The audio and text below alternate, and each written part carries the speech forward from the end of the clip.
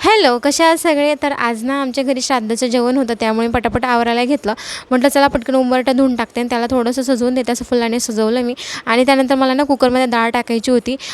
हरभऱ्याची डाळ आहे ही, तर ही मला टाकायची होती. त्यानंतर मी इकडे खीरसाठी सुद्धा तांदूळ भिजवून दिले आणि त्यानंतर मसाला वगैरे आईनेच काढला आणि त्यांनीच आमटी बनवली. कारण त्या बोलल्या की मीच बनवणार आहे. म्हटलं ठीक आहे, मग मी बाकीचा स्वयंपाक करते. मग मी काय केलं, बाकीचा जो उर्वरित होता स्वयंपाक तो मी करायला घेतला. मग त्यांनी आधी आमटी वगैरे बनवली आणि मग मी इकडे तळायला घेतलं.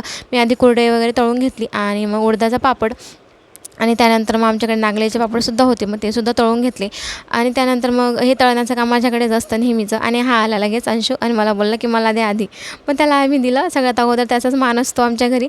आणि त्याला दिल्यानंतर मग आईने मस्त अशी खीर बनवली. आणि मग काय हे काय मागे राहतील का, यांनीसुद्धा मग थोडीशी आम्हाला हेल्प केली आणि त्यांनी भजी काढण्यामध्ये मला थोडी मदत केली. आणि आमच्या घरी आमच्या नणंदबाईसुद्धा आलेल्या होत्या, त्यांनासुद्धा जेवण दिलं. असा होता माझा आजचा जसं की बाय.